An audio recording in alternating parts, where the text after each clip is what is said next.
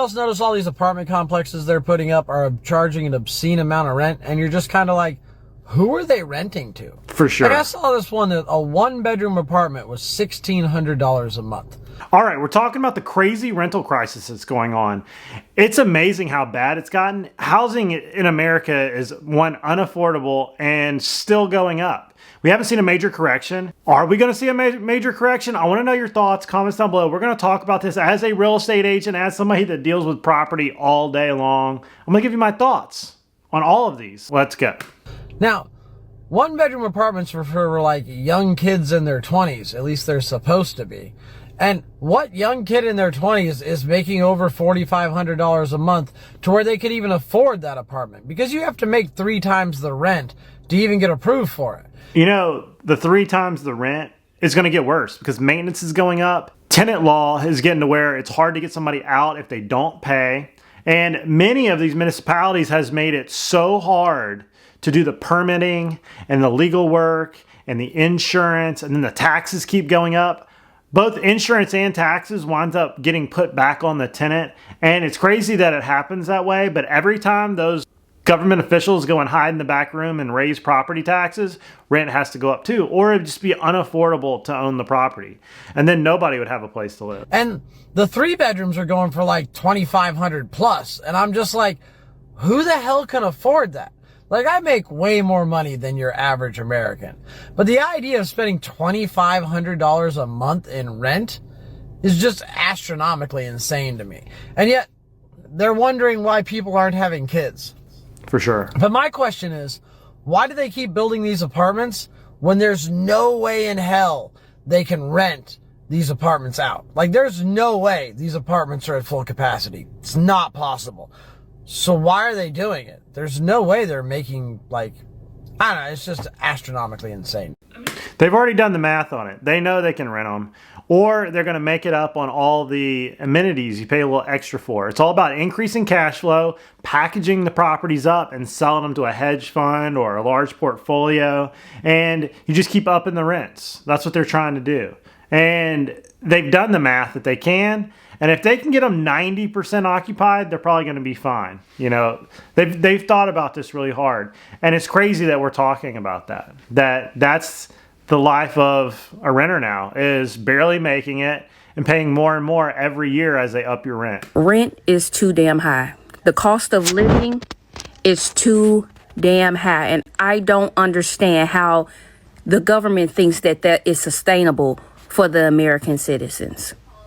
I am looking online at different places, houses, apartments, townhomes, everything to see what's out there.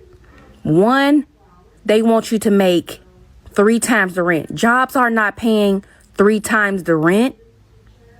I'm looking at different jobs that require at least a bachelor's degree, which I have, but they're at $52,000, $53,000, $50,000 a year. And what's wild is I don't see it ending. I don't see it getting any better. You're just going to see this constant snowball. And at some point, people are just not going to be able to afford it. You've left the market. I tell you, I've been dealing well in my house. The permitting to get anything done, the government wants another $50, another $100, a reinspect, this plan or that environmental study or this or that, just to fix a little something on your house. And they come out 5 or 6 times and they're always failing you for some little thing. And then I don't know where people are going to go. They can't live in their cars. The government will kick them out. You can't be homeless because they'll arrest you. Heck, there was a guy here in Pensacola was feeding the homeless and got arrested. So what's going to happen to those people? I want to know all your comments down below. We're in a very weird place to where if real estate buckles, so does the American economy. The only way for the government to get out of this funk in the economy is to keep printing money, making things more expensive, or start a war somewhere. One or the other. What? And you expect me to pay $2,000 and above for rent? And you want me to make 3 times that? Like, make it make sense. How is people surviving out here? I really want to know, how are people surviving? They're not. And then they want to get on you credit about cards. living allowing people to come stay with you and they paying a portion of the rent. So people can't stay there if they're not on the lease, and you can get in trouble for that and evicted for that. And on top of that, they want your the deposit, which is the equivalent of the rent, the first month rent, and then last month rent. And then they want your credit score to be extra high. Mine is 796. So I mean, I will qualify, but again, the future is if you don't meet a certain threshold, they're going to up your rent. And they do that at the lower tier rentals, but pretty soon it's going to be like this much if you have this credit score, this much if you have this credit score, this much if you have this credit score. I don't even know if that's legal, but I think they're going to find some way to where it's more expensive the worse your credit score. Or where are you going to go? The overpass? There's this really nasty thing in real estate in an investor world is they know at the bottom tier, like the Class D apartments, that there's nowhere else for you to go. Trailer park or overpass. And then once you get to the trailer park, it's like upping the rent on a fishbowl because there's nowhere else you can go. Especially if there's something wrong, like you have a felony, criminal record, bad credit, sex offender, something like that. There's nowhere for you to go. So they know they can get away with this stuff. For the average American, that's not doable. That is not doable. They want you to spend every aching ounce, every minute of the day at somebody's job collecting hours and hours and money and money and money and money. When do you get to sleep? When do you actually get to be at home? You don't even get to be at home. How is any of this sustainable? It's not. The housing crisis is already bad enough. There isn't any more low-income housing. I know because I work in housing, so I know. People are really hurting, really struggling to live and survive. And it's going to be a lot more homeless people that do have jobs, but they can't afford to get apartments. For sure. And that's a lot of homeless people that I see. They actually work, but they can't afford to get. I moved out into my own apartment when I was 19 years old. Okay. I had it was 1 bedroom, 1 bath. It was $625. 1 bedroom now is over $1,200. A 2-bedroom back then was $800 at the most. Double. $725 on the low end. That's when I moved out. Now it has tripled. That is not sustainable. And a lot more people are going to go homeless. Period. Now they being little picky about how many people you can have living in a home or an apartment. But how do you expect people to survive? So I have been seeing a lot of comments about renting and owning as a single woman. And I just want to know you guys' honest opinions, single women in the comments. Even if you're not single, you're married, just whatever commentary you want to have about it, please drop that below in the comments. I have been seeing a lot of people talk about this, and a lot of women, especially single women, they're saying that being a homeowner is not for the weak. You know, all the things that come with being a homeowner, and now you have to be the lawn care person and all of that stuff, and you have to be the maintenance person, and they feel like it's just not worth it. They would rather do a townhome or a condo. It seemed like home ownership used to be the goal. Like, it seems like that used to be the goal, and that was the one thing that everybody was like reaching for. And I don't know if it's the economy now or like, I don't know, but it seems like that's just not the goal anymore. I think the main thing for me is I definitely want a yard. I want space for Landy to be able to run in, to play in, to be able to, you know, buy a tree house.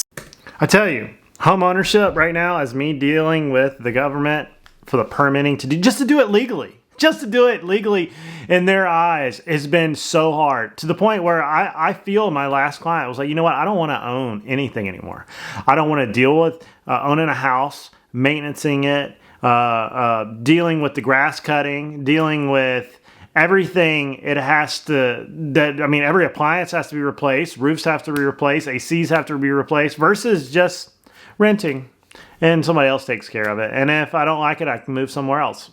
Well, the only other side of that was during the real estate crisis last few years, you couldn't find a place to rent. People were begging for a place to rent. I remember reading all the messages.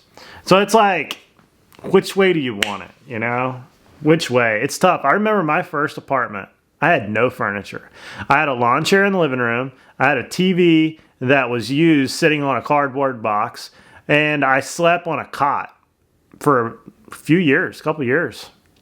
Yeah, I was pure bachelor mode. And, you know, single females, like it's hard.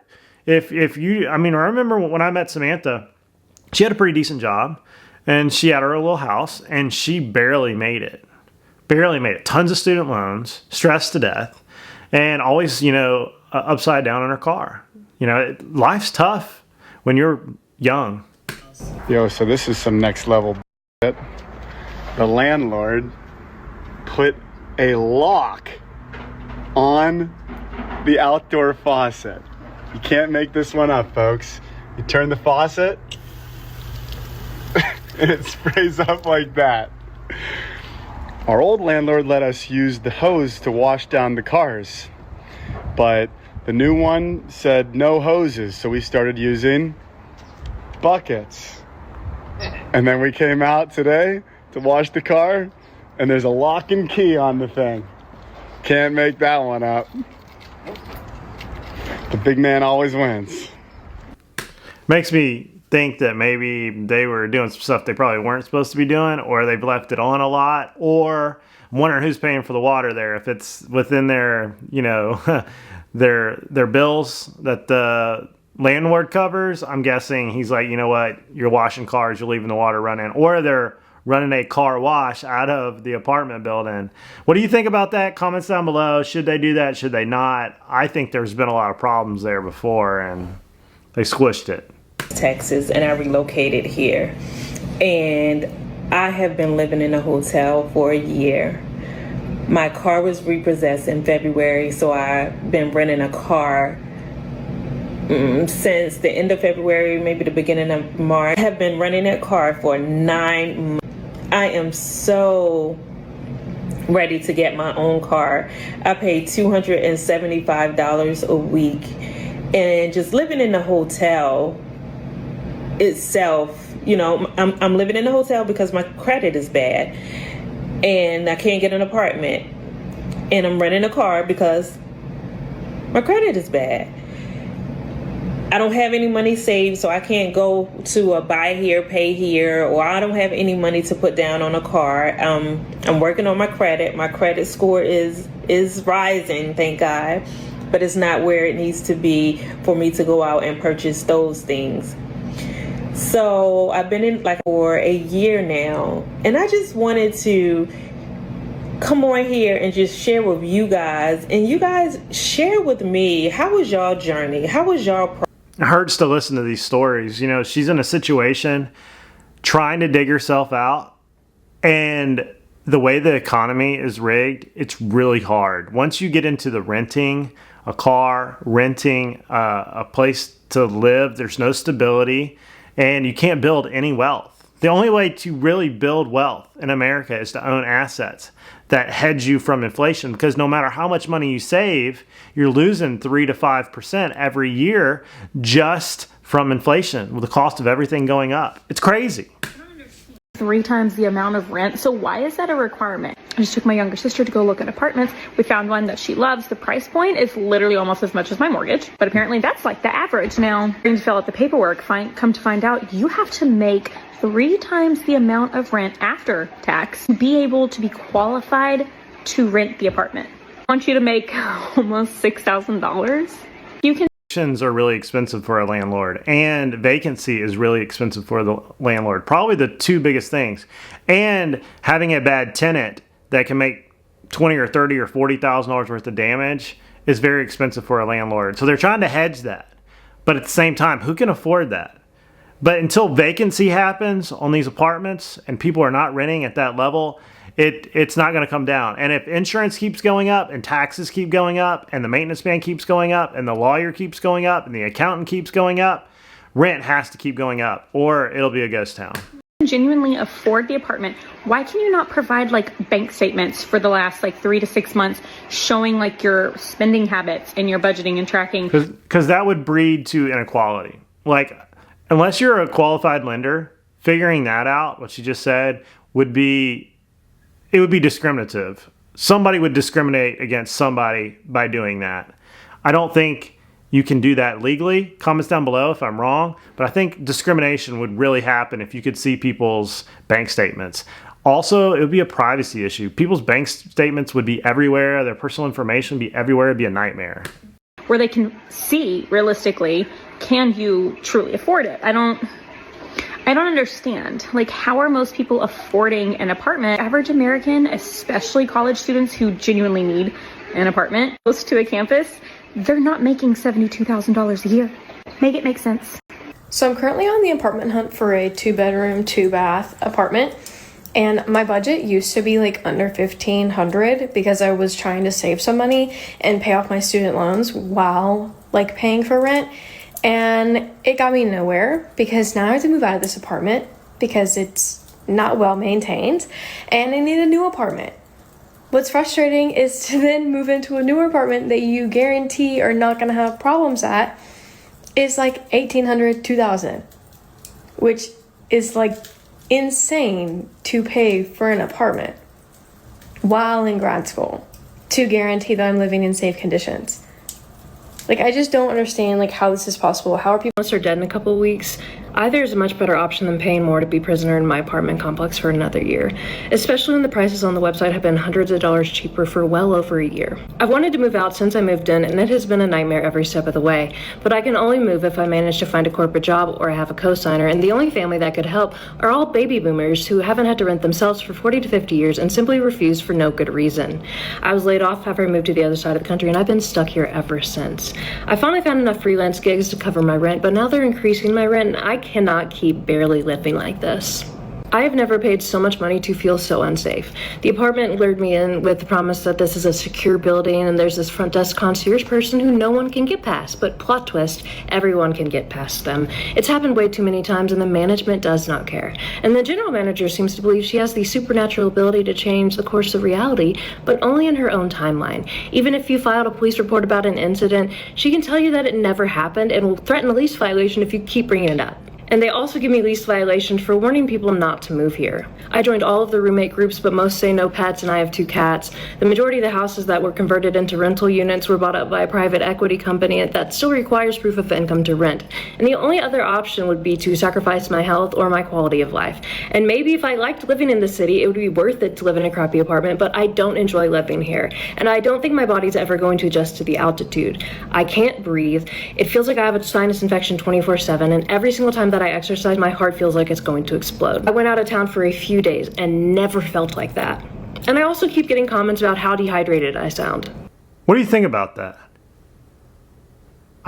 My ears are worn out from listening to that. I mean, I don't mean to be like not sensitive on this, but that was a lot to digest.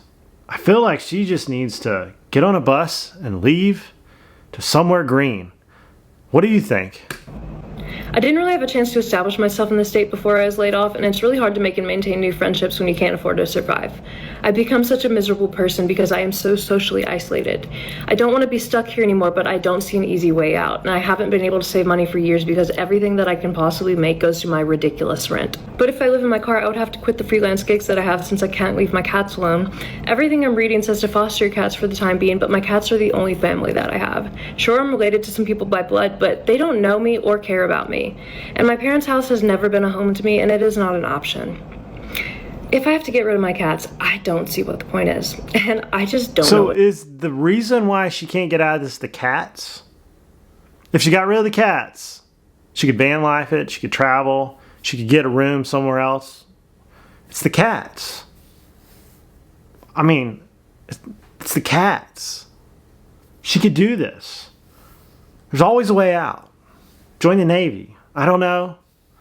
But it's the cats. Get rid of the cats. That's what's holding you back. And many of you know I always talk shit and brag about how cheap my rent is. On one of my videos in the comments, I couldn't reply to it for some reason. But someone was like, how are poor people supposed to live? And then somebody responded to their comment and they were like, get an RV like she said. And the person said, that's very expensive. And yes, you're right, but I just want you to think of it like this. So I got my RV on Facebook Marketplace for under $10,000. Now, if I were to be renting an apartment for a full year, so for 12 months, we're going to do some quick math here. So if I was renting an apartment for 12 months and let's say the rent is $1,000, okay? So what's 1,000 times 12? Yep, that's $12,000. Personally, I could never afford $1,000 a month rent. I just physically and mentally could not come up with that money. At least not yet. Maybe one day. My business is starting to really take off. But my point is, the way my brain works is I think January to December, that is $12,000 that I will have to give somebody for a place to live for a full year. Now, I bought this RV for under $10,000. So this RV was less than $10,000.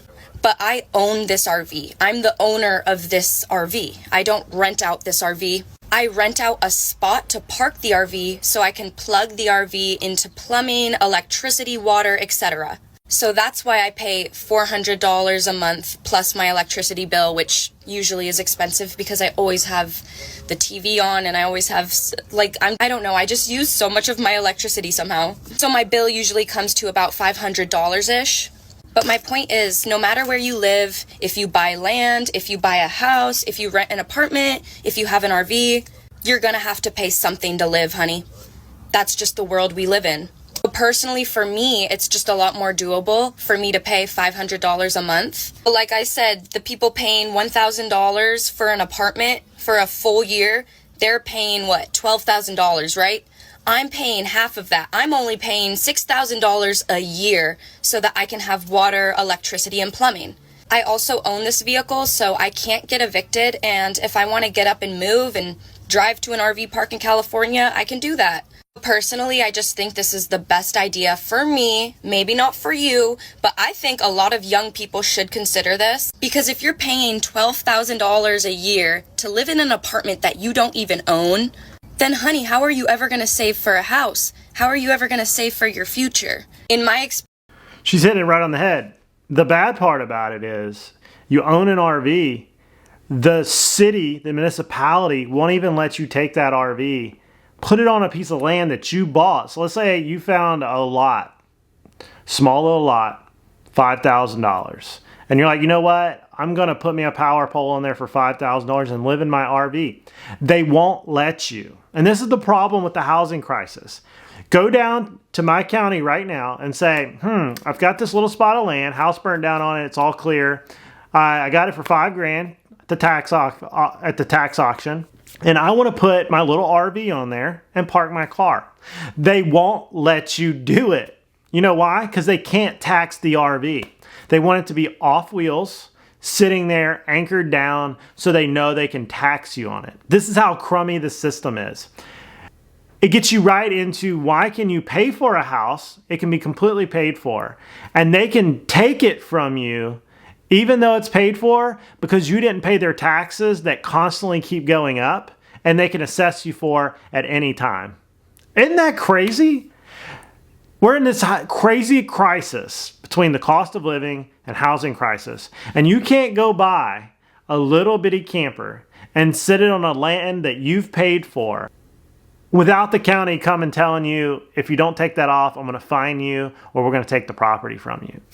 Insanity. What do you think about that? Comment down below. Land of the free, you know? Clearly delusional in America if they don't think that there's a problem with the fact that to be able to rent an apartment, you have to make at least 3 times the income. You realize that if most people made 3 times the income, they probably wouldn't be renting. And the people who are saying, well, maybe you shouldn't want such a luxurious bougie apartment. Most people aren't looking for the most fabulous apartment. They just want somewhere safe. I'm sorry that safety is apparently now a luxury in America.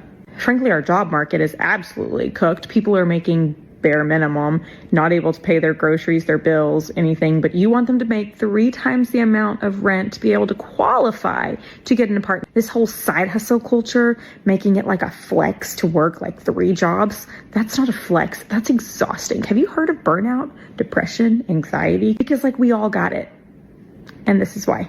You know, the cost of rent is insane.